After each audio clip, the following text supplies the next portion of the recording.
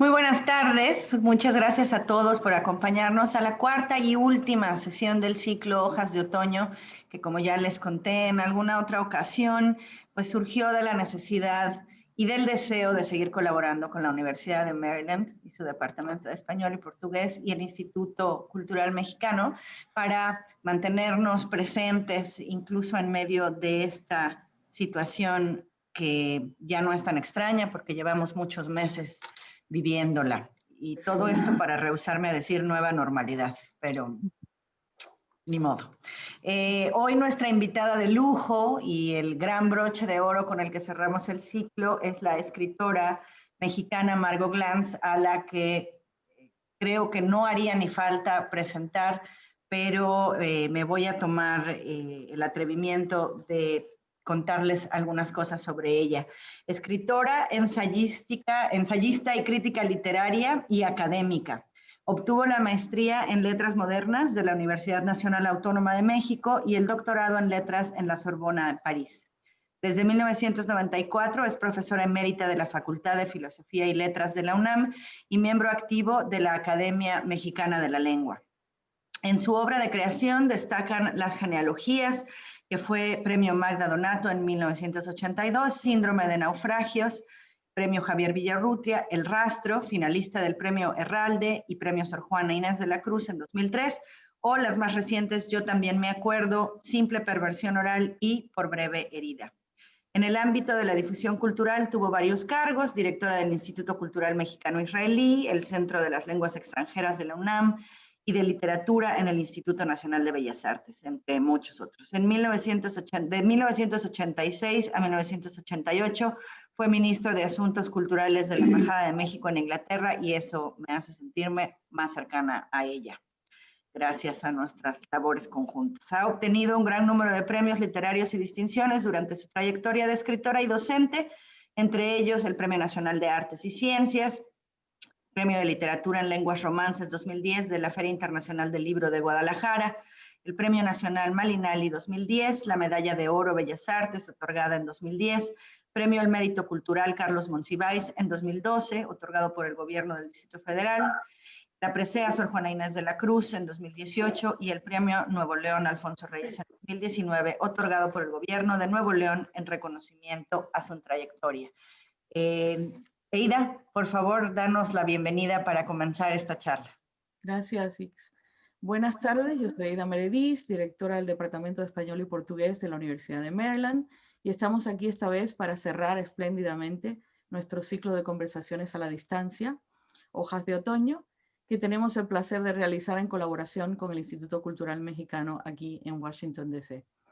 Nuestro agradecimiento va a Ixni Quiruegas, a Beatriz Nava, Enrique Quirós y a todos los amigos del Instituto por abrazar con entusiasmo estos proyectos comunes que nos acercan más a México y a Latinoamérica.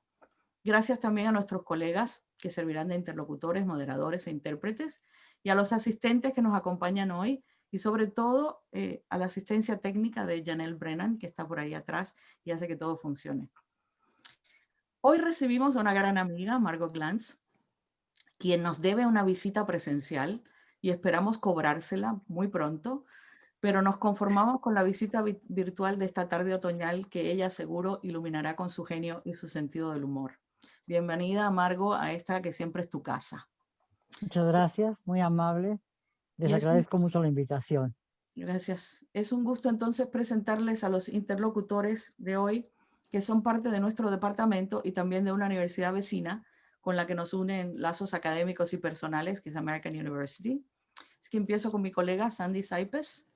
Sandy Messenger Saipes, ¿no? Desde la época de publicación, que sigue como profesora afiliada, aunque se jubiló en el 2014, yo les llamo los Active Emerita, ¿no? Después de ser catedrática desde el 1994 en la Universidad de Maryland, donde fue también jefa del Departamento de Español y Portugués.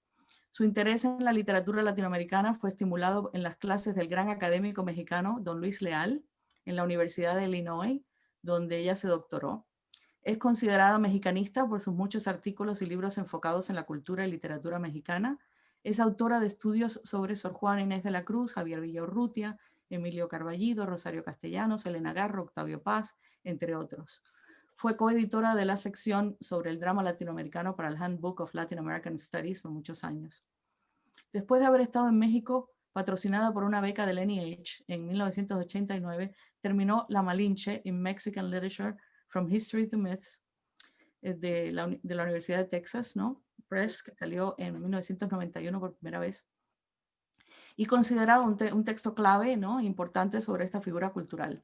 Su libro más reciente, Guerras Inciviles, Elena Garro, Octavio Paz y la batalla por la memoria cultural, publicado por la Universidad Veracruzana en el 2019, es la traducción de su On Civil Wars, Elena Garro, Octavio Paz and the Battle for Cultural Memory, que salió también en la Universidad de Texas en el 2012 y ganó el premio de mención honorable otorgado por Prose Awards.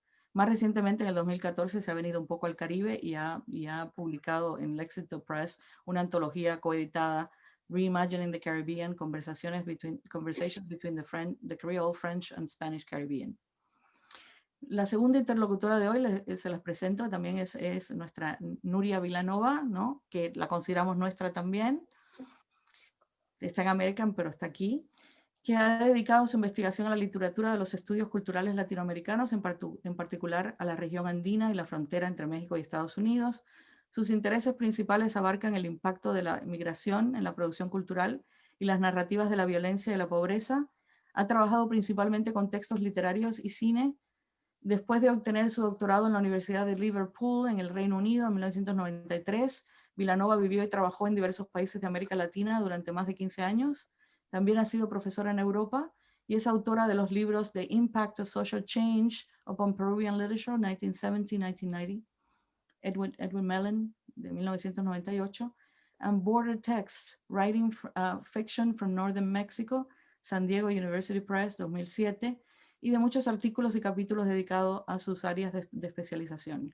En la actualidad está trabajando en un nuevo libro sobre la representación indígena en el cine latinoamericano. Vilanova es profesora en American University en Washington, D.C. desde el año 2009. Y por último les presento a Juan Manuel Díaz, que es licenciado en Letras Modernas por la Universidad Nacional de Córdoba, en Argentina. Actualmente lleva adelante su doctorado en la Universidad de Maryland con una tesis sobre los conceptos de civilización, barbarie e identidad en la ensayística argentina del siglo XX. Y en la última sección del encuentro, todos los asistentes tendrán la oportunidad de hacer comentarios y preguntas a través del chat que Juan Manuel moderará para nosotros. ¿Okay? Le cedo entonces la palabra a nuestra doctísima, ilustrísima y amorosísima invitada de honor, Margot Glantz, y a sus dos interlocutoras, Sandy y Nuria, porque creo que vamos a cambiar un poquito el formato y va a ser un poco más dialógico desde el principio. Así que adelante y el resto de nosotros nos borramos. Muchas gracias. Muchas gracias. Muchas gracias. Y bueno, eso, la idea de dialogar, Margot, es lo que insistes, ¿verdad? Y empezamos entonces con esta idea que tengo después de haber revisado tantos textos tuyos. Me enfoco en las genealogías porque creo que las genealogías nos da la hebra de oro o las hebras de oro para muchas de tus preocupaciones, especialmente en cuanto al estilo dialógico, tu sentido de humor. Yo veo todo eso que sigues en todos tus textos, casi, aún los más serios. Pero además, este interés que tienes en cuanto a las personas marginadas de la cultura patriarcal, los discriminados. Y yo veo eso como un estímulo que viste después de las genealogías. ¿Está bien esta observación? Mira, es difícil para una misma pensar en eso, como que las cosas van surgiendo y las obsesiones siguen presentes allí y se siguen persiguiendo, ¿no? Entonces puede ser que sí, que el hecho de ser hija de inmigrantes judíos, de haber tenido una infancia difícil, porque mis padres tuvieron una dificultad para hacerse la vida, eso también funciona mucho quizás en mi escritura y en mis obsesiones posteriores a las genealogías.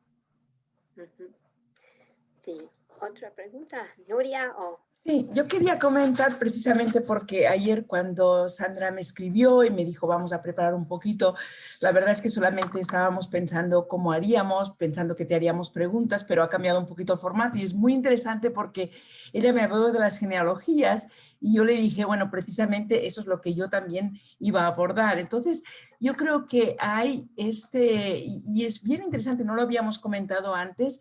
Yo creo, Margot, que hay este eje central que es como una especie de libro fundacional en algún momento, de alguna manera en tu escritura. Y yo diría, añadiendo lo que ha dicho Sandy y siguiendo, intentando ver qué piensas tú sobre eso, es que aparte de lo que ha comentado Sandy, que comparto completamente, también se da en el propio libro, en su formato incluso y en su contenido, el tema del desplazamiento, el tema de la memoria, que creo que va a estar presente siempre, incluso yo diría, me atrevería a decir, en tu obra más académica, o sea, en la obra narrativa, pero también en la obra académica, y creo que ahí eso me lleva a pensar en el segundo eje que está ahí en las genealogías, que es esa mezcla tan bien armada de distintos géneros, si tú quieres, de distintas tendencias entre pues, la crónica, el ensayo, la narrativa, ¿sí? La ficción, y se encuentra ya en las genealogías también. Entonces, te quería decir si tú de alguna manera, volviendo a este eje central, ¿tú has sentido este eje central como un punto de partida y un hilo conductor en tu obra? Si tú todavía en algún momento existe esta idea de que las genealogías, y nunca el título sería más acertado, cruzan tu obra. Bueno, evidentemente las genealogías es mi primer libro de ficción publicado por una editorial. Yo publiqué antes 2 libros, eh, eh, Las 1001 calorías, novela dietética, que tuve que publicar a cuenta de autor porque nadie me lo quiso publicar, y publiqué 200 ballenas azules también a cuenta de autor porque nadie me lo quiso publicar. En cambio, ya las genealogías fue publicada por un editor que empezaba a hacer una edición, se llamaba Martín Casillas, y que aprovechó que yo había estado publicando durante largo tiempo en el periódico 1+1, unos textos sobre la vida de mis padres, que se llamó casi desde el principio, no desde el principio, pero que como a la 4ª o 5ª entrega, porque es una forma de, lo trabajé como folletín, cada semana publicaba yo un fragmento, después de entrevistar a mis padres. Entonces le puse las genealogías porque me di cuenta que funcionaba como una especie de génesis privada, a domicilio, que era mi propia genealogía. En un coloquio que organizó la Universidad de Iowa, Daniel Vanderston, en honor mío, en el año 2002, una gran investigadora, una amiga mía, Graciela Montaldo, dijo que le parecía muy extraño que mi libro se llamara Las genealogías, cuando existe una genealogía y no las genealogías.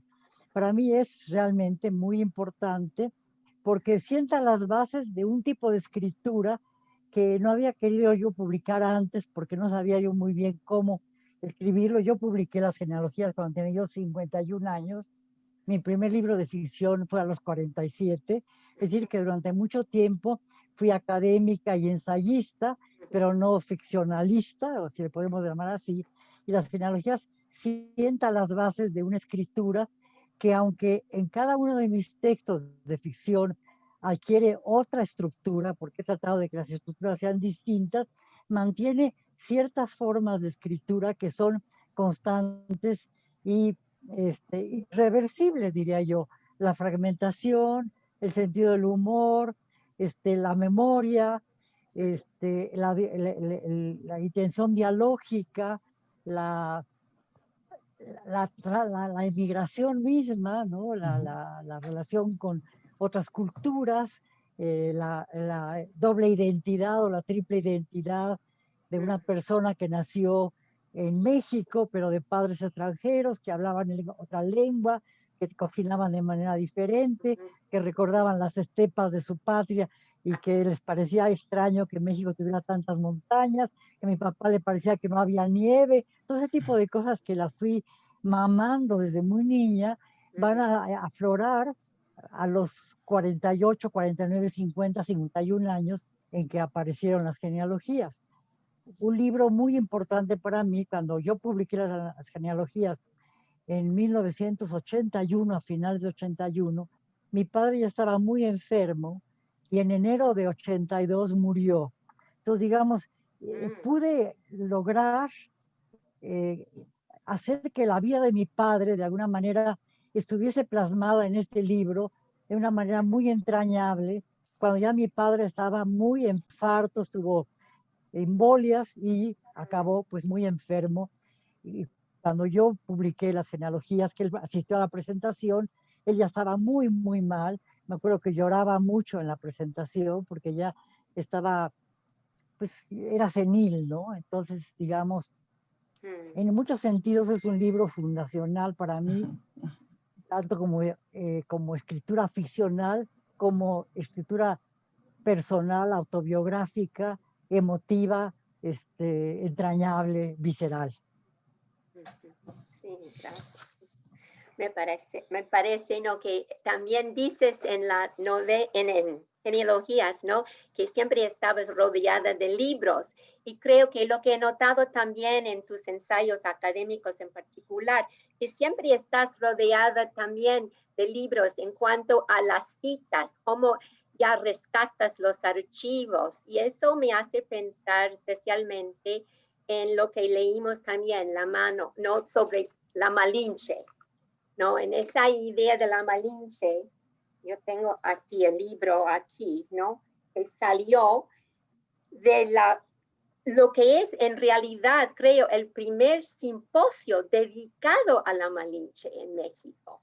Y eso fue en 92, ¿no? Y en su ensayo lo que me impresiona mucho es que muchos tienen que hablar de Octavio Paz cuando hablen de la Malinche, ¿no? Y lo que veo es que tú estás en diálogo con Paz sin mencionarlo, y especialmente en el título, La Malinche, sus padres y sus hijos. Y me hizo pensar en el título del capítulo, Los hijos de la Malinche, del laberinto de la soledad. Y él se preocupa mucho por los hombres. Muchas veces, ¿no? Los hijos pueden ser traducidos tanto como hijas, hijos, pero en las traducciones al inglés, Sandra Camp dice the sons of Malinche. Pero lo que haces tú es destacar la importancia de las figuras femeninas también y feministas. Y eso es importante, ¿no? En ese diálogo que creo yo que estás entablando también con Paz en cuanto a su concepción de la Malinche. Porque lo que destacas en tu artículo es como no como la mujer enamorada del hombre blanco que siempre, ¿verdad?, se destaca, sino la mujer que trabaja, que es inteligente, que tiene una posición, the first working Latina in the Americas, podemos decir, de cierta manera, porque es intérprete, no solamente eso, sino consejera, pero tiene muchos diferentes papeles. Y nunca mencionas en este artículo esa idea de la mujer enamorada, la mujer traidora. Y creo en ese sentido lo que no está dicho es tan importante con lo que se dice. Y me parece que eso fue en este simposio casi un punto de cambio en cuanto a cómo la mayoría de los lectores, los mexicanos y no mexicanos, van a pensar en la Malinche. Creo que no siempre con la idea de la mujer traidora, la chingada. Y eso es lo que quería comentar, que ¿tuviste en mente eso cuando pensaste en el título como la idea de incluir a las mujeres también en ese diálogo?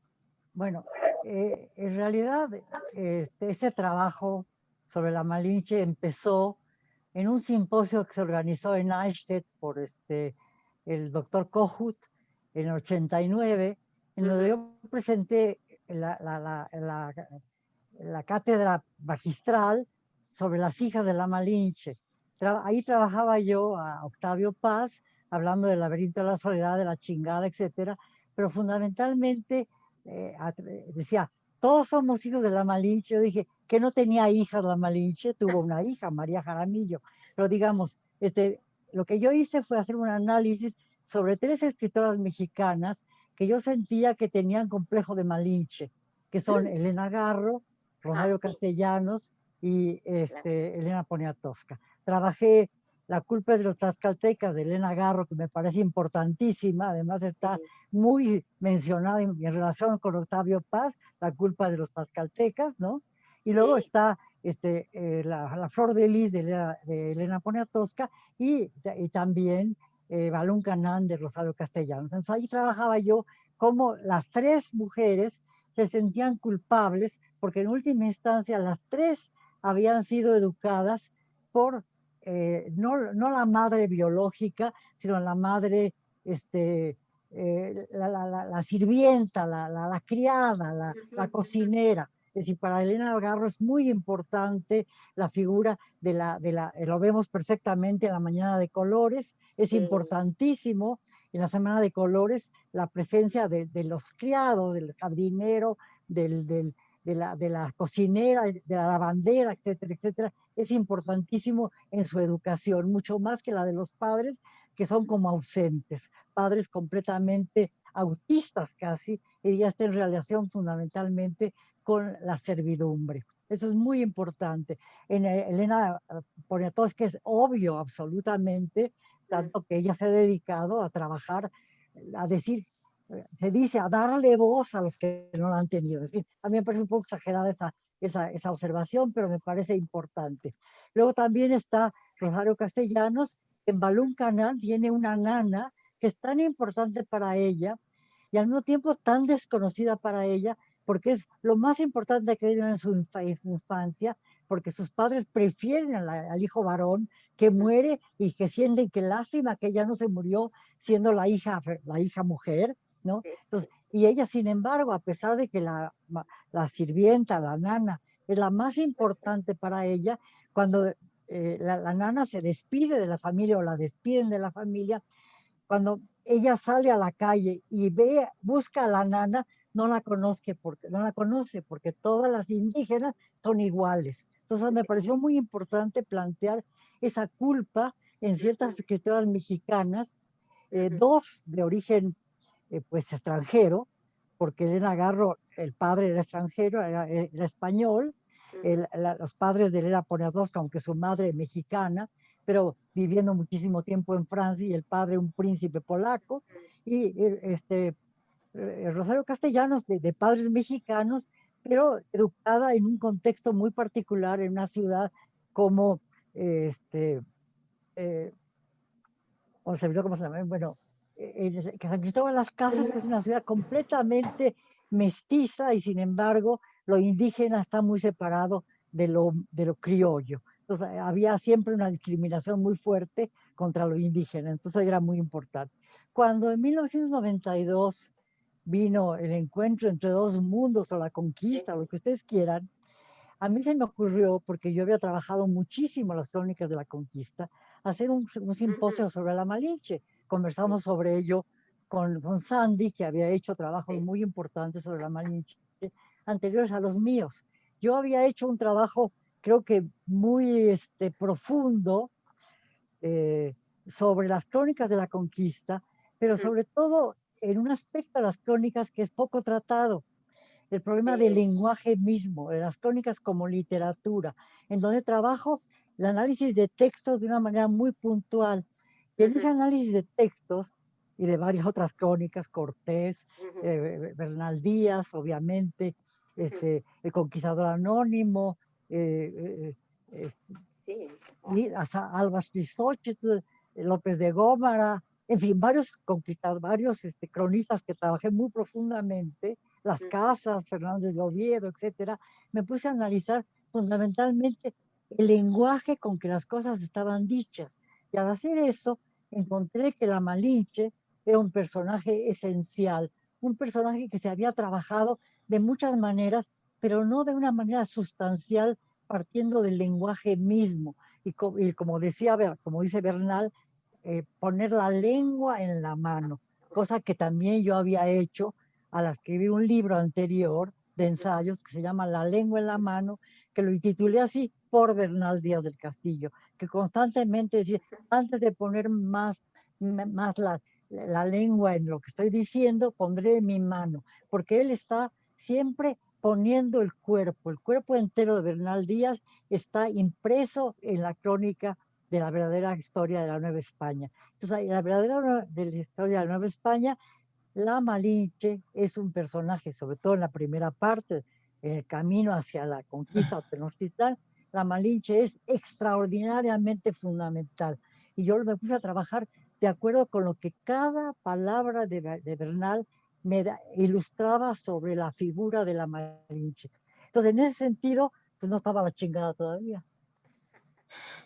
Exacto, no, eso cambia totalmente. No, es muy importante en realidad para los que estudian solo a Paz en el laberinto de entender cómo fue ella concebida, ¿no? En esa época, ¿no? La doña Marina, la mujer que en realidad ayudó mucho y según Bernal, ¿no? Es una mujer varonil. Eso me impresionó también, ¿no? Escuchando. Que compré ayer, está con pellejo. Bueno, las mujeres varoniles... A lo mejor tiene una espinita más leve. ¿Cómo? No. Sigue, Margo. Sigue, sí. Es decir, yo he trabajado dos mujeres a las que Paz le ha dedicado mucho tiempo. Sí.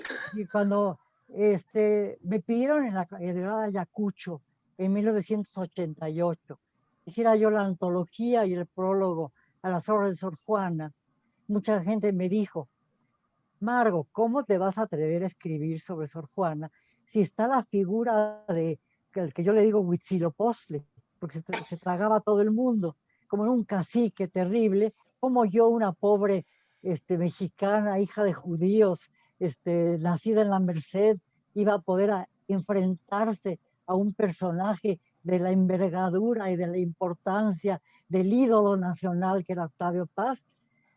Sergio Pitol, gran amigo mío, con el que yo conversaba a menudo y al que llamaron para que me dijera que yo hiciera el prólogo de Sor Juana Inés de la Cruz en Ayacucho, me dijo, Margo, te has pasado la vida peleándote con Paz en diálogos conmigo y con otras personas, y ¿por qué no te peleas por él directamente y dices lo que tú piensas de Sor Juana, a diferencia de lo que él piensa de Sor Juana?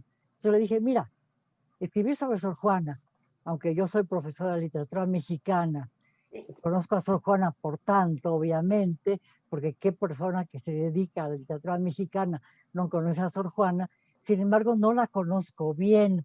No puedo hacer un prólogo y una antología si no hago realmente un trabajo muy exhaustivo de lo que fue Sor Juana. Entonces, yo hice un trabajo muy exhaustivo durante varios años y la antología se publicó en 1982. Es decir, que me tardé 4 años tratando de entender una cantidad infinita de facetas de Sor Juana y no metiéndome, claro, leí Las Trampas de la Paz, no me quedaba más remedio porque era la obra canónica, pero yo me puse a trabajar más que Las Trampas de la Paz a la propia Sor Juana. Entonces me puse a analizar una serie de elementos de la obra de Sor Juana. Es decir, y para hacerlo tuve que trabajar la poesía de Sor Juana y por tanto la poesía barroca, los siglos de oro, entender quién eran los contemporáneos de Sor Juana, a quién Sor Juana imitaba y sobrepasaba, a Góngora, a Calderón de la Barca, a Lope de Vega, a Juan Ruiz de Alarcón, a los grandes poetas contemporáneos a ella, Lope, Góngora, etcétera, y a todos otros ellos muy importantes, y cómo también Sor Juana tenía que ver con un elemento fundamental que era la iglesia novohispana, cómo funcionaba la iglesia novohispana, cómo funcionaba la iglesia de la metrópoli, cómo funcionaba la cortesanía, porque una gran parte de la obra de Sor Juana es una obra cortesana, y de eso habla mucho Paz, regañándola, porque Paz no podía hablar de nadie más que de él, si no regañaba a los demás, porque era mucho más importante siempre él que los demás. Entonces, digamos, yo me puse a trabajar muy profundamente, porque yo tenía mi propia visión y siempre he tenido una visión muy personal, porque fundamentalmente trabajo el análisis del texto, Sí. y el análisis del texto lo trabajo acompañándome, como decía Sandra hace un momento, de una bibliografía muy extensa, porque soy muy rigurosa, pero al mismo tiempo que soy muy rigurosa, tengo sentido del humor, y al mismo tiempo soy bastante revolucionaria y no acepto cánones. Entonces, yo creo que debo encontrar un canon nuevo en la escritura de quien estoy trabajando, tanto en Bernal como en Cortés, como en Paz. Que no he trabajado tanto en Paz, no, bueno, ahí he trabajado bastante, pero no lo he desenmascarado todavía, y ya no creo que no lo voy a hacer porque me da flojera, pero bueno, lo que me importa muchísimo es que verdaderamente si yo me pongo a trabajar un texto y no quiero ser heroína, lo trabajo desde sus raíces y lo conecto con otras raíces que son muy importantes, y hago una especie de transgeneridad, porque mis textos, tanto los ensayísticos, que son más académicos que los ficticios, son textos en donde hago un trabajo muy importante transgenérico, no sexual, sino de los cánones establecidos. No creo en los cánones establecidos. Por eso no pude publicar hasta 1977 mi primer libro de ficción, que fue La Una Caloría Novela Dietética, que es un libro de frases muy cortas, de aforismos, y que no habían querido publicar ninguno porque les parecía que era un libro que no funcionaba, que no podía ponerse en las librerías, que no se iba a vender, y que bueno, ni modo, lo voy a publicar a cuenta de autor. Y así hice con Sor Juana. Empecé publicando pedazos de Sor Juana, y así hice con la Malinche. También empecé a publicar fragmentitos de la Malinche, hasta que en 1992, cuando se suponía que uno tenía que celebrar o execrar la conquista, traté de hacer un simposio en donde habláramos de la Malinche, y habláramos de la Malinche en muy, muy, muy distintas facetas, para lo cual invité a gente de todas las generaciones, tanto historiadores de la colonia, de las crónicas de la conquista, como historiadores de la independencia, como historiadores de los siglos XX, y además filósofos, ontólogos, antropólogos, que habían trabajado en la Malinche desde muy diversos puntos de vista, para poder hacer un simposio en donde pudiera interpretarse, como tú dices, Sandy, muy bien, no lo había pensado, pero puede ser que sí, que sea el primer simposio específicamente en torno a la Malinche. Porque la Malinche es un personaje fundamental, fundacional, como lo es Sor Juana, de la historia y la literatura mexicana. Entonces, digamos, son dos mujeres, Sor Juana y la Malinche, las que son fundamentales y que para mí son también importantísimas y piedras de toque en mi propia escritura. Entonces querían que dialogáramos, pero ya ven que hablo mucho. No, no. De eso se trataba. Sí. Bueno, es interesante, ¿no? Que Paz también parece ser, en tus palabras, ¿no? Guardián de la puerta hacia la crítica de Sor Juana. Me encantó esa imagen que tienes, ¿no? Hablando de él, ¿no? Que para Paz, Sor Juana puede ser fácilmente la fundadora del árbol literario de Paz.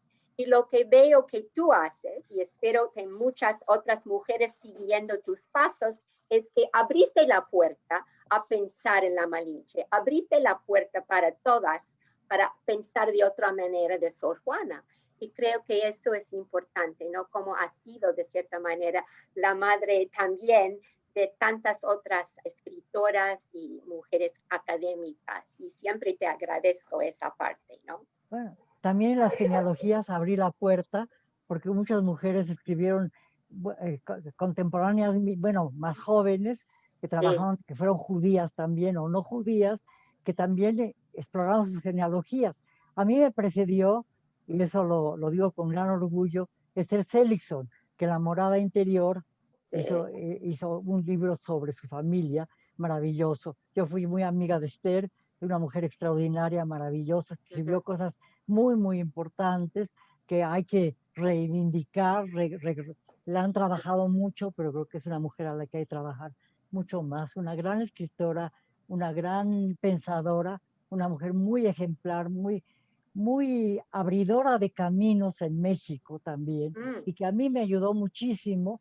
No pensé en ella cuando escribí mi libro, pero sí pensé en mis padres, y fue una cosa fortuita que yo empecé a escribir las genealogías, porque hubo un acontecimiento familiar muy grave. Mi padre estuvo a punto de ser linchado por un grupo de fascistas.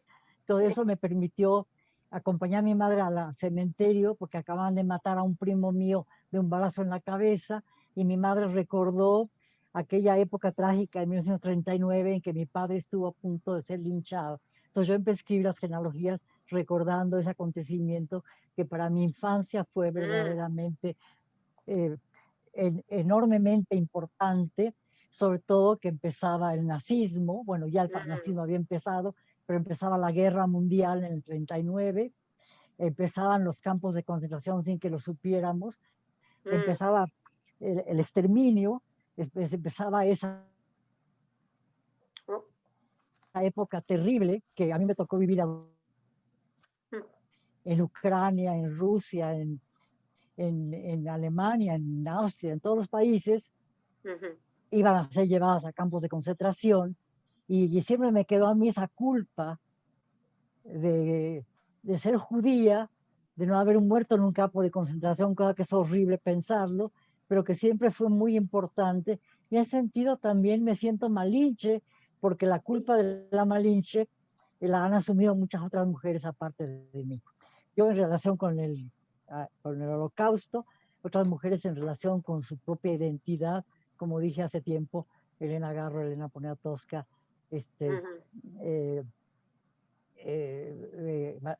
Rosario Castellano, aunque debe haber muchas otras más, ¿no? Sí, sí. Yo quisiera dar seguimiento que habíamos pensado un poco que a Sandy llevaría la parte más académica y yo la más de ficción narrativa, pero creo que ahí se mezcla todo y es bien interesante.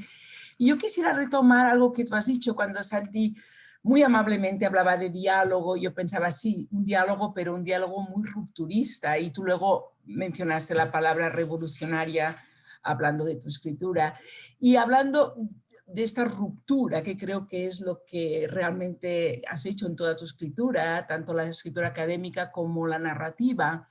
Una ruptura que toma el cuerpo, sobre todo muy específicamente el cuerpo femenino, no solamente este cuerpo físico, pero un cuerpo que va más allá del propio físico, que es un locus, es un sentido de estar en un sitio, de localización.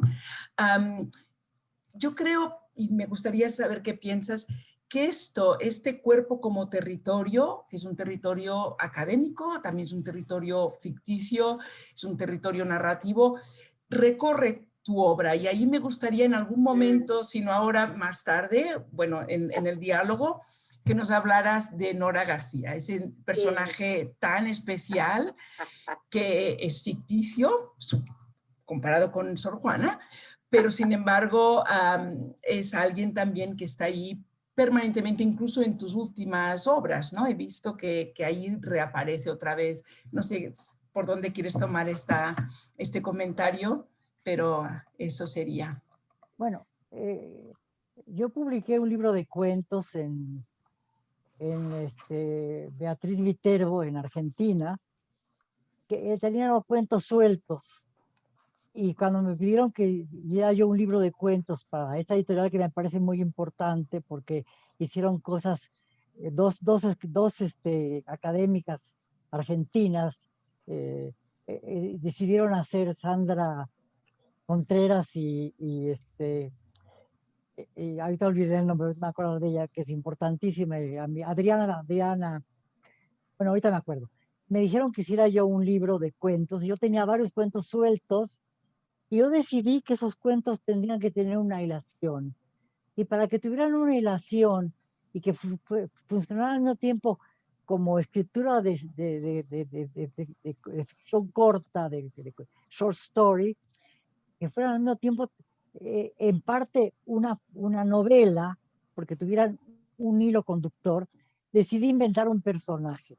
Ese personaje me pareció que fue saliendo poco a poco el nombre y le puse Nora García. Es un poco un alter ego, porque de alguna manera repite algunas de mis... no Margo, pero tiene la O y la R, ¿no? Y Lance, pues García, ¿no? Entonces, digamos, entonces, Nora García abría el libro y hacía que el libro corriera a lo largo de todos los cuentos. Cuando en 2005 publiqué en Anagrama Historia de una mujer que caminó por la vida con zapatos de diseñador, entregué el mismo libro que entregué para Beatriz Viterbo, pero muy modificado. Cuando lo entregué, me dijo Jordi Herralde, que en mi primer cuento, que era Palabras para una fábula, en donde hablo del cáncer del pecho, de una visita de una mujer que hace a un laboratorio porque tiene un pequeño, una pequeña bolita en un seno, y va a ver a un laboratorio para que deduzcan si en una mamograma si no es canceroso o si es canceroso. Entonces hay toda una disquisición sobre el cáncer y sobre el cuerpo enfermo y específicamente sobre los senos, porque yo siempre te fragmento no solo la escritura, sino también el cuerpo. Entonces me dijo Jordi Herralde, mira, es un cuento muy bueno, pero es disuasivo. ¿Por qué no lo pones al final y no al principio? Porque ese libro cerraría muy bien el libro. Entonces yo hice más cuentos, le cambié cosas, aumenté los textos, mejoré algunos que hasta los empeoré, y entonces ya publiqué Historia de una mujer que caminó con la vida por zapatos de diseñador. Hice textos específicos para ese libro, en donde el tema que para mí también era muy importante, que también procede de las genealogías, porque en mi infancia mis padres tuvieron 2 zapaterías y fue una cosa muy importante en mi infancia y adolescencia. Entonces, para mí los zapatos son una especie de fetiche y siempre los he perseguido. Entonces, era muy importante escribir un texto en donde los zapatos tuviesen una validez tan importante para mí, como lo ha tenido siempre los pies, porque he trabajado los pies de las carmelitas descalzas, y los guaraches, los pies desnudos, los pies de las mexicanas, etcétera, todo ese tipo de cosas que para mí han sido muy importantes. También tuve un traspié, porque dije cómo era posible que la gente estuviera tan triste por la muerte de Maradona, y casi me matan, porque dije, la gente piensa que solo los pies valen la pena, porque Maradona era puros pies, ¿no? Yo digo, ¿cómo me atrevo yo a decir cosas de Maradona cuando me he pasado la vida escribiendo sobre los pies? ¿No? Bueno, no importa. Pero yo digo, en fin, bueno, ya se me fue.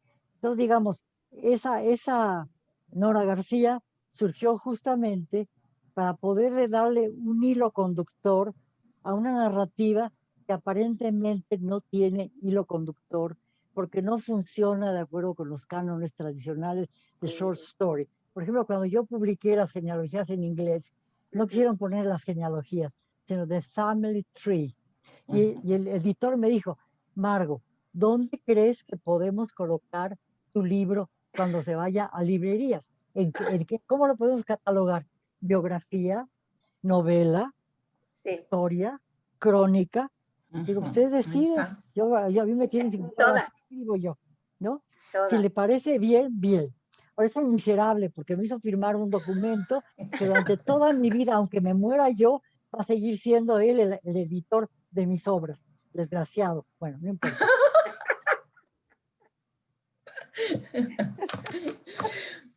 Parece que tenemos unos 5 minutos más o menos para seguir conversando y luego ya daremos pie a que puedan hacerte preguntas las personas que están aquí escuchándonos, y con mucho gusto. Sandy, no sé si quieres aprovechar y tienes algo más. Una preguntita, quizá 2, pero la idea de que Sor Juana murió durante una epidemia, ¿verdad? Y no sé si para ti hay un aspecto de la vida de Sor Juana que pueda ayudarnos en sobrevivir esta pandemia. Muy buena pregunta. Sor Juana murió con una epidemia de tifo, Sí. sobrevivió a una anterior que está muy claramente puesta en un romance que le dedicó al obispo virrey, ahorita estoy olvidando, me estoy volviendo gaga, Aguilar y Seijas. No, ese es otro señor, ese era un miserable. No, bueno, ahorita me acordaré cómo se llama. Que es decir, hace un romance maravilloso en donde habla de cómo estuvo a punto de morir y cómo logró salir del convento carmelita de Santa Teresa, en donde no hubiera podido escribir porque era un convento con reglas muy austeras y no hubiera podido seguir escribiendo. Afortunadamente le dio tifo y sobrevivió al tifo y pudo entrar a San Jerónimo y escribir todo lo que escribió. Gracias también a la condesa de Paredes, ¿no? Porque si no hubiera sido por la condesa de Paredes, no hubiéramos podido tener las obras de Sor Juana que tenemos, porque ella encontró que era un genio y que a ella le correspondía hacer que ese genio sobreviviera y publicara sus obras en España. Entonces, digamos, eso es muy importante. Ahora, evidentemente, ahora que ha sido un año de pandemia, he tenido mucha relación con la pandemia, pero no he trabajado sobre Sor Juana.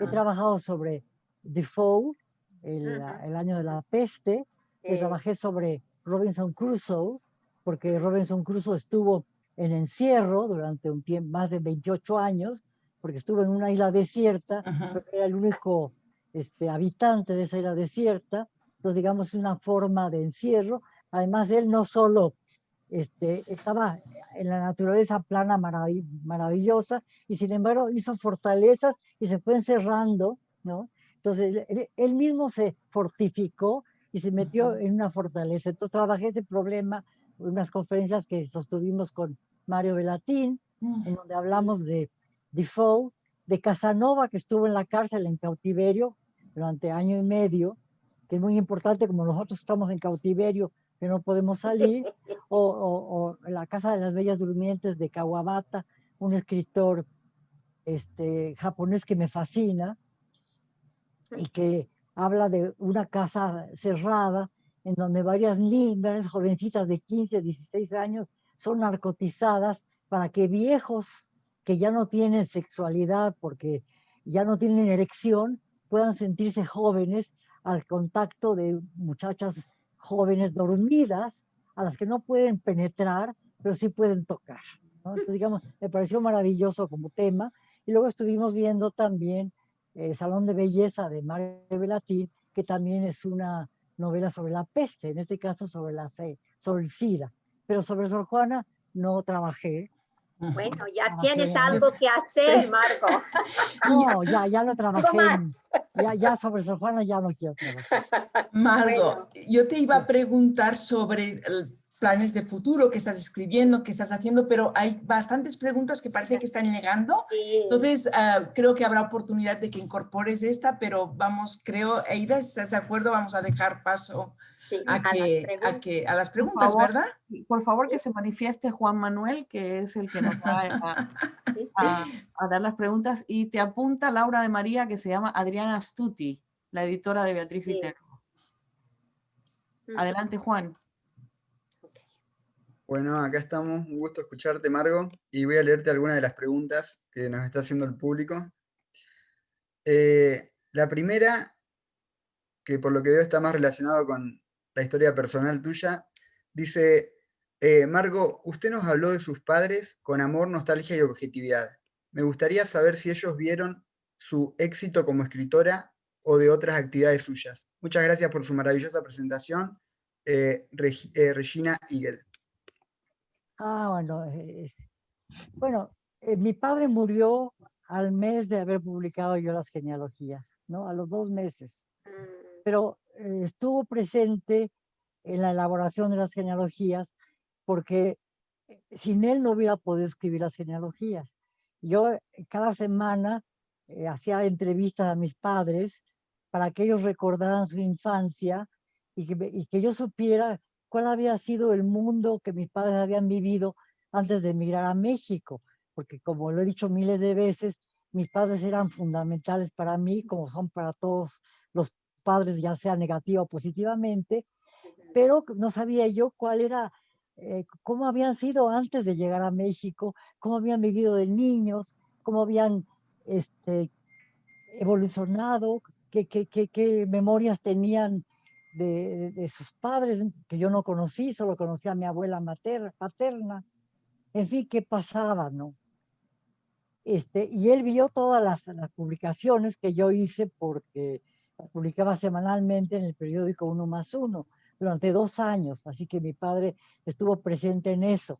Mi madre también, mi madre murió 15 años después de mi padre, en 97, murió a los 95 años, y ella vio, pues, por ejemplo, cuando me dieron el premio Villaurrutia en 1983 por mi libro Síndrome de Naufragios, mi madre se emocionó tanto que me hizo una cena maravillosa con más de 50 personas, así que me acuerdo que fue muy bonito eso también. Y bueno, sí, mis padres también, mi padre asistió a muchas de mis conferencias magistrales, a organización de simposios que yo hice, y era yo bastante conocida como académica y como conferencista, así que mi padre sí pudo, yo era y de alguna manera la hija preferida de mi padre, porque de alguna manera también seguí su carrera, él era poeta y yo fui la que me dediqué a las letras, primero a la enseñanza de las letras y luego a la escritura. Entonces, digamos, mi padre pues sí gozó en parte de, aunque se ponía en competencia conmigo. Yo también escribí de eso, yo también no sé qué, era divertidísimo mi papá. Tenía mucho sentido del humor, muy simpático, muy egoísta, en fin, era un padre, como él decía, le regalaba un retrato suyo a mi hermana, decía, te regalo un retrato padre. En México ser algo padre es maravilloso, entonces, ahí te da un regalo padre. Así era mi papá, padre, padre. Bueno, Bueno, contesté. sí, muy bien. La siguiente pregunta es un poco más técnica del profesor Ryan Long y es, en los libros El rastro y Por breve herida, la música y la pintura son muy importantes. Para usted, ¿cuáles han sido algunos desafíos y algunas ventajas de abarcar medios visuales y sonoros a través de la escritura? Bueno, desde muy niña fui tímida y voraz. Leía yo muchísimo. Mi padre se encargó de hacerme melómana porque me llevaba a conciertos a la Sinfónica de México desde que yo era muy jovencita. Desde muy jovencita ahorré dinero para comprarme un tocadiscos. Compraba discos de 78 revoluciones gigantescos. Y yo me regalaba a mí misma a Mozart, a Beethoven, etcétera, etcétera. Desde muy niña me gustó la pintura. Mi padre también eso fue muy importante. Desde muy niña, desde que éramos muy niños, nos incitaba a leer poesía, nos compraba libros de mitología griega, que leímos desde muy jovencitas, leímos muchos libros de autores muy importantes, teníamos una biblioteca bastante desordenada, pero como libros que me formaron, en fin.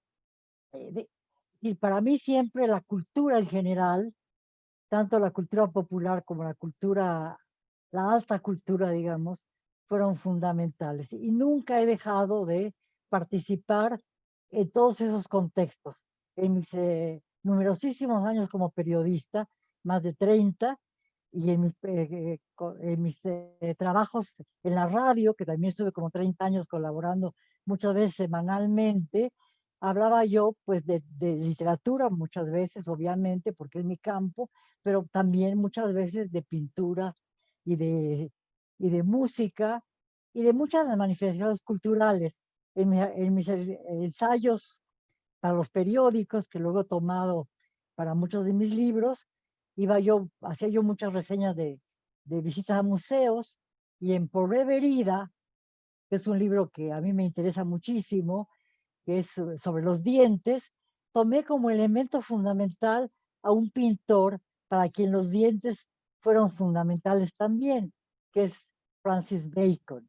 Y yo creo que nadie ha sabido mostrar a qué punto el terror y de alguna manera indirecta al bies, sin mencionarlo, los años del nazismo, que sea mejor y más extraordinario, más elocuente en su pintura que Francis Bacon. También Francis Bacon fue muy importante para mí en otro libro que para mí es importante, que se llama Saña, que fue publicado en Argentina, en España y en México, y que también es un libro de pequeños textos que aparentemente no tienen conexión entre sí, pero tienen una conexión que es la saña, el encarnecimiento que es lo terrible, lo negativo, lo tremendo, pero al mismo tiempo el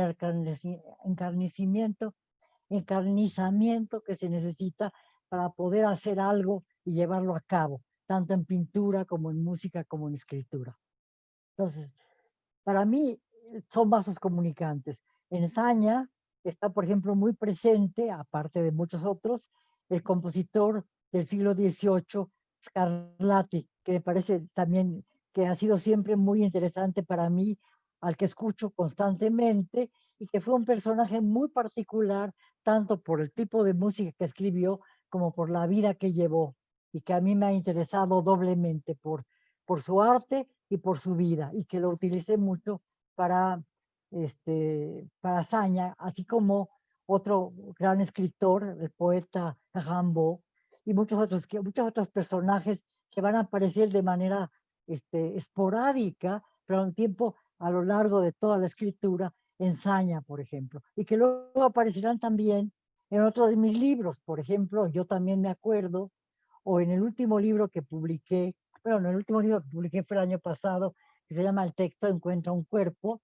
en donde hago análisis de literatura inglesa y francesa, en donde trabajo sobre todo literatura en donde el cuerpo femenino es importante. Entonces, digamos, no podría yo ser si no fuera porque me ramifico, porque soy muy voraz, porque me encantan las otras, porque me gusta todo, la ropa, los zapatos, la pintura, la música, mi nombre, sobre todo el de Nora García. Muy bien. La siguiente pregunta es de Daniel Lockhart y dice, ¿podría comentar un poco sobre el libro Yo también me acuerdo en el contexto de la autobiografía? Desde que empecé las genealogías, que es una especie de autobiografía, porque en un momento dado me cuelo yo y dejo de escribir la vida de mis padres para escribir mi propia vida. Y además yo estoy inmersa en la vida de mis padres porque yo soy la que estoy grabando y la que hago las preguntas, ¿no? Entonces yo estoy ahí autobiográficamente. Mis autobiografías, que son muchas, porque soy muy autorreferencial, son siempre autobiografías deshiladas, deshilachadas, pulverizadas. Y quizás yo también me acuerdo, como por mirarlo todo no veía nada, trabajo la autobiografía, pero mezclada con muchísimas otras cosas más. Es decir, es una autobiografía personal, de mis propias vivencias como persona, como cuerpo, como mujer, con relación a mis seres queridos, a mi vida de viajera, etcétera, etcétera, sino también con mi autobiografía literaria. Mi genealogía literaria es fundamental no solo es una genealogía literaria, es una genealogía pictórica, una genealogía musical, al mismo tiempo una genealogía histórica. Es la historia de mi ciudad, la historia de mi transcurso por el mundo, por lo que ha sido mi vida a lo largo de mis 90 años, cómo he ido circulando por diferentes regiones, por diferentes ámbitos, por diferentes amigos, por diferentes tradiciones.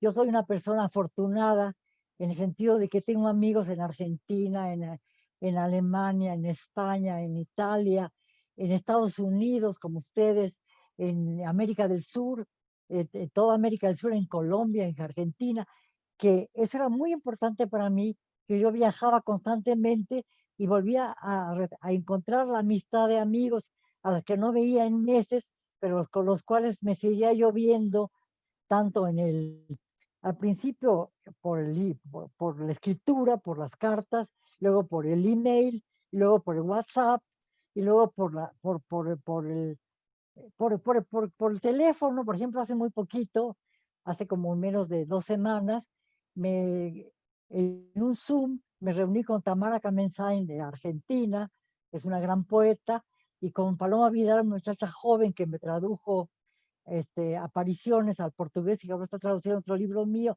y que es una gran poeta, gran novelista, una muchachita muy joven de 40 años, lindísima, y las tres, con 3 generaciones, estuvimos conversando y tomando oporto juntas, ellas tequila, yo oporto, porque soy más fresa, no me gusta tanto el tequila, me gusta más el oporto. Salud. Y en fin, es una maravilla poder tener esa convivialidad con tantas gentes, con tantas culturas.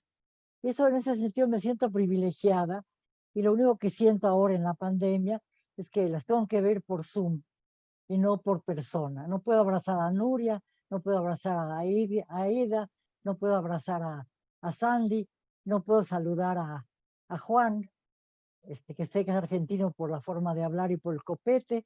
En fin, todo ese tipo de cosas son muy interesantes. Muy bien. La siguiente pregunta es de Victoria Herrera y dice, la fragmentación narrativa parece ser un rasgo recurrente en sus obras. Y dice, agrega, una vez leí en una entrevista que usted decía que esto también es un reflejo del proceso fragmentado de escritura al que está sometida una mujer escritora en su día a día. ¿Podría comentarnos un poco sobre esta narración fragmentada? Mire, yo creo que muchas mujeres han escrito de manera tradicional y son maravillosas, ¿no? Acabo de escribir un prólogo para una edición que harán en México de Room on One's Own, de la habitación propia de Virginia Woolf. He trabajado mucho con cosas muy interesantes de Virginia Woolf. Por ejemplo, el hecho de que, a lo mejor no tiene que ver con la pregunta, pero me interesa decirlo. Cuando en 1900, en un año de la vida de Virginia Woolf, cumplía años su papá, un noviembre. Dice, este año mi padre hubiera cumplido 94 años. Qué bueno que se murió mi papá. Si no se hubiera muerto mi papá, no hubiera escrito nada. Entonces me pareció maravilloso que no hubiera sido Virginia Woolf. El papá de Virginia Woolf, no sé qué tiene que ver con la pregunta que me están haciendo. Sí. Bueno, ya voy a volver a la pregunta. He escrito siempre fragmentariamente porque era la única forma que tenía de escribir. Como no era una forma canónica, no podía yo escribir porque no me publicaban. Cuando yo decidí que iba yo a publicar a fuerza lo que yo escribía, como yo lo escribía, y que nadie me publicó, decidí hacerlo a cuenta de autor. Hice 2 libros a cuenta de autor. A partir de ese momento me empezaron a publicar. Y ahora mi escritura fragmentaria es bastante tradicional ya, porque muchísimas jóvenes escritoras están escribiendo de manera fragmentaria y no canónica. Y están trabajando también lo transgénerico muy normalmente. En México hay numerosísimas, también en Argentina, en Brasil, en muchísimas partes. Pero en ese sentido también me siento pionera. Como usted ve, a pesar de 90 años, soy bastante inmodesta. Pero en fin, es decir, la fragmentación, que me pregunta si lo femenino. Quizá yo lo digo, en algún nivel sí, cuando hablamos de Mrs. Dalloway, por ejemplo, de Virginia Woolf, ella lo está planteando. Para poder escribir un libro como Mrs. Dalloway, es necesario pasar por los silvanes, por el color de los vestidos, por planchar la ropa, por ir a comprar pastelillos para hacer una cena, cosa que por lo general los hombres no hacen. Y esa fragmentación de la vida cotidiana propicia cierto tipo de escritura. Y Virginia Woolf dice que ella va a escribir como mujer. Y una de las cosas que más le parecen terribles en Room on One's Own es que las mujeres pretendan escribir no como mujeres, sino como hombres. Entonces análisis de la tradición inglesa, porque en eso es muy imperial, porque ni siquiera menciona a muchas norteamericanas, por ejemplo, a Emily Dickinson, que fue maravillosa, dice que no hay poetas. Cuando estaba Emily Dickinson, ya había sido publicada cuando ella escribía. Sin embargo, Virginia Woolf encuentra que aparte de la tradición inglesa, no hay otras grandes mujeres. Bueno, no importa. Pero lo que sí importa es que ella piensa que la fragmentación de la vida cotidiana hace que las mujeres escriban de otra manera. Ahora, ella escribe también mucho de otra manera, no fragmenta, hace otro tipo de escritura, obviamente maravillosa, pero muy distinta a como escribían los hombres contemporáneos suyos, ¿no? Entonces, creo que en algún nivel sí es algo muy femenino el fragmentar las cosas. No creo que todas las mujeres escriban fragmentariamente, pero creo que sí puede ser una mirada femenina a las cosas. Muchas gracias. Justamente la siguiente pregunta está relacionada, creo, con la anterior. Es de Gregoire Yovara y dice, desde una perspectiva social, ¿podría usted comentar sobre lo que es ser mujer e intelectual en la sociedad mexicana actual?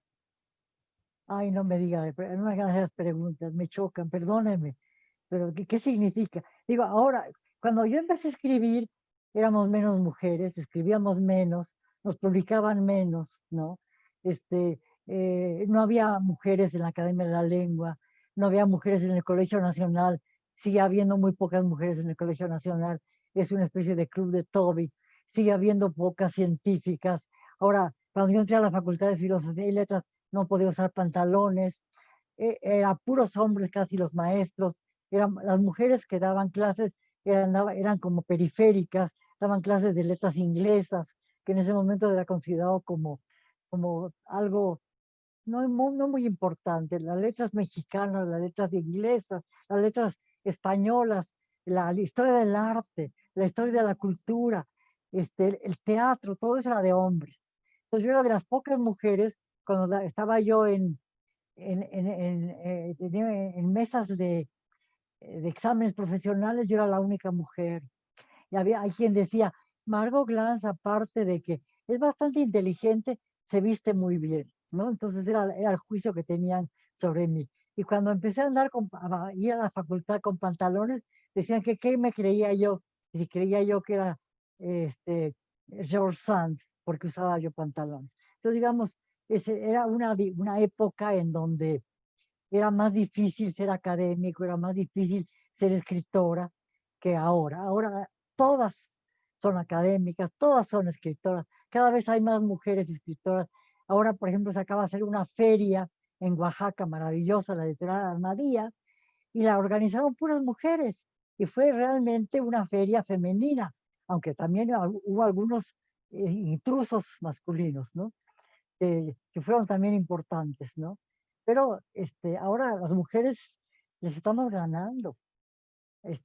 Cada vez hay más mujeres. Espero que pronto en Argentina se permita que las mujeres puedan abortar libremente. Otra de las cosas que yo he peleado toda mi vida. Cosa que no se debe decir en una academia, perdón. Está permitido en este foro, completamente. Ah, bueno. Así que no hay Gracias. problema. Bueno, la siguiente pregunta es mía y le quería preguntar si a partir de los estudios que hizo sobre Sor Juana y los escritores del siglo de oro español, teniendo en cuenta que uno no sale indemne de haber leído a Quevedo, Gracián, etc., si habría podido sintetizar una definición personal de lo que es el barroco y si de alguna manera el barroco, como sea lo que sea, digamos, usted lo usaba a la hora de escribir, de trabajar sus obras. Bueno, hubo una época en que era yo muy barroca en la escritura y creo que era mala mi escritura. Ahora soy menos barroca, pero trabajo mucho el barroco. Es decir, Sor Juana, cuando estuve leyendo, me dijeron que iban a hablar de algunos textos míos. Estuve leyendo, por ejemplo, El elogio más calificado, que es un prólogo que yo escribí para el segundo volumen de las obras de Sor Juana.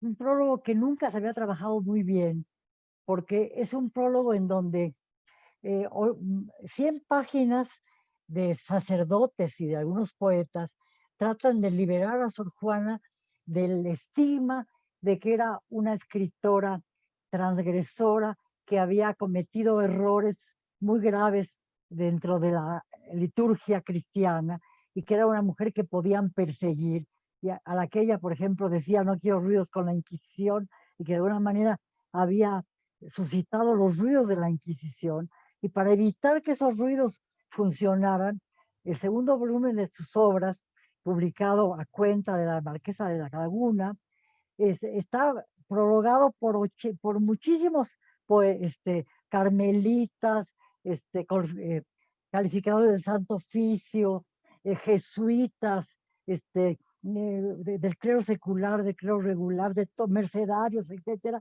y todos dicen que Sor Juana es verdaderamente la cosa más maravillosa, más extraordinaria, la mujer varonil, porque siempre que una mujer funcionaba, decían que era varonil, al grado de que alguien dice, yo cuando leí estos textos, es un carmelita, dice, yo pensaba, esto no es una mujer, es un hombre, ¿no?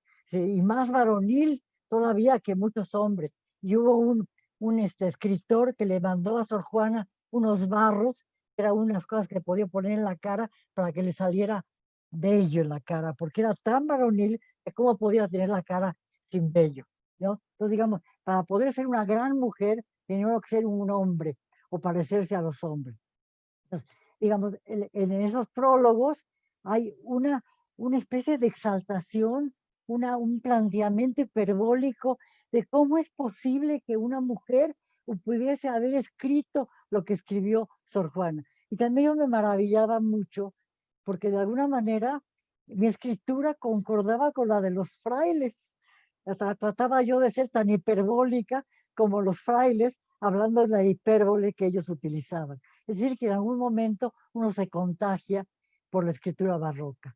Para Sor Juana fue maravillosa, porque no solo se contagió de la escritura barroca, sino que imitó a Calderón de la Barca, invitó a Quevedo, invitó a Góngora, imitó a Gracián, imitó a los teólogos más importantes y los superó. Como decían los contemporáneos de Sor Juana, no solo superó, no imitó a Góngora, sino que lo superó, porque las soledades de Góngora, el tema era poético. El primer sueño de Sor Juana no es un tema poético, y logró hacer de ese tema, que era un tema de investigación científica y filosófica, uno más de los más grandes poemas de la lengua. Entonces, digamos, Sor Juana a mí me ha enseñado mucho, y de alguna manera la posibilidad de trabajar a Sor Juana me ha ayudado también a mi propia escritura, porque uno se va mimetizando con los textos que uno va trabajando. De Bernal Díaz del Castillo a Sor Juana hay una distancia enorme.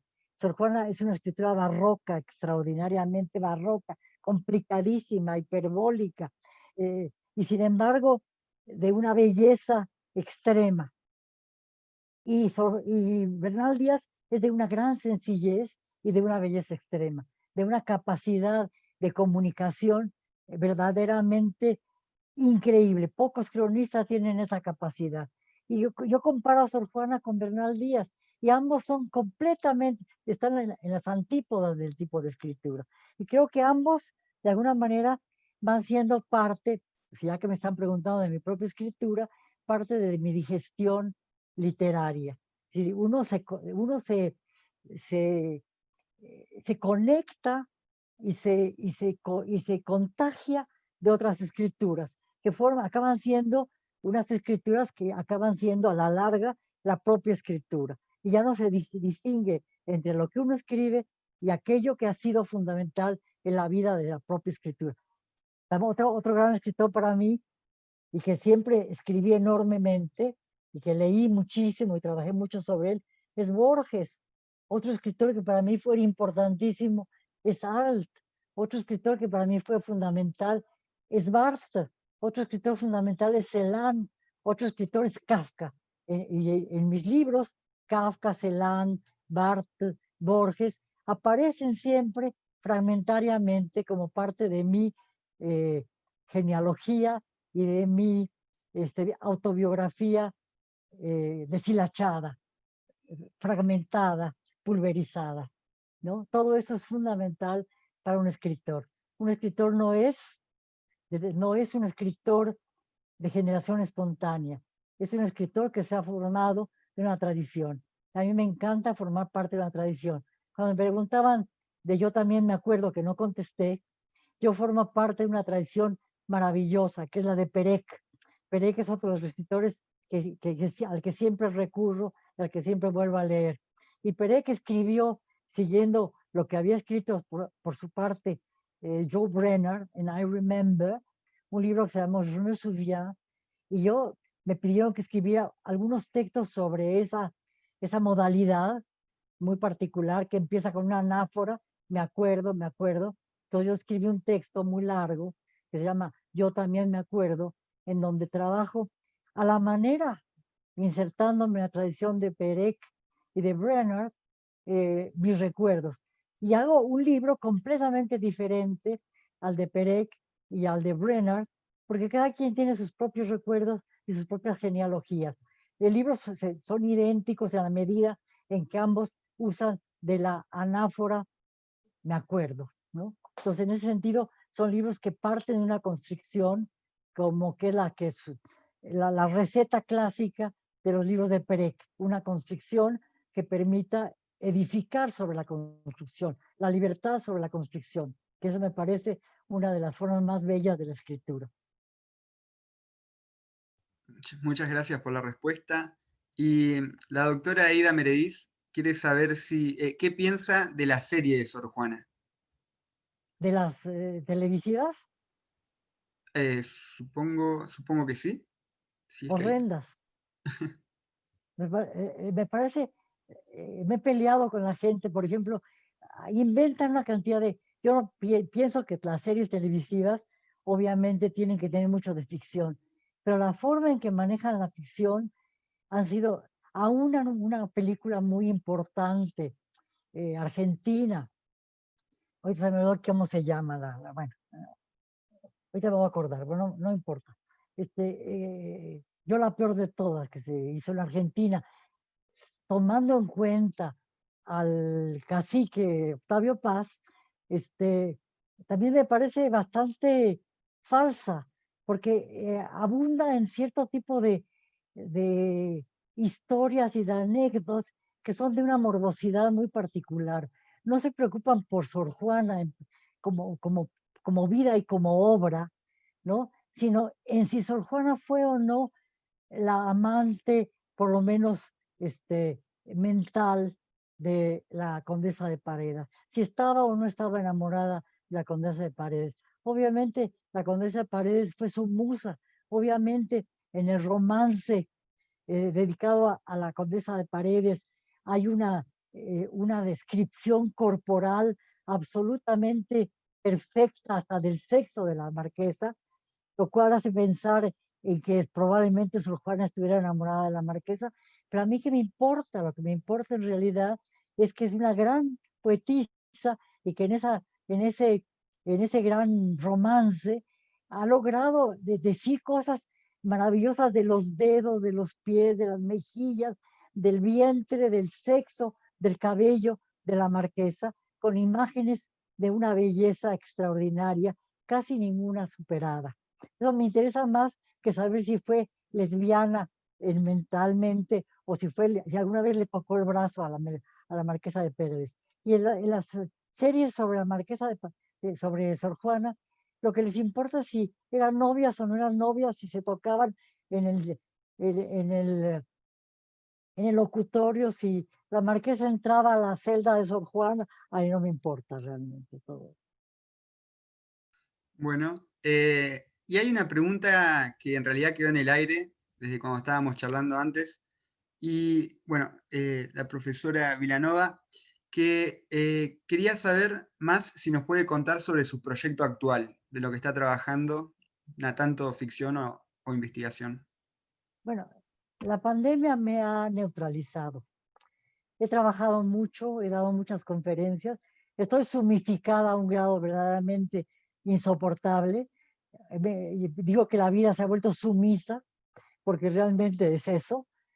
y he pensado mucho en escribir algo sobre la pandemia, pero al mismo tiempo lo que me ha salido son ensayos sobre textos sobre la pandemia, que todos los he juntado y que probablemente sean un libro de ensayos.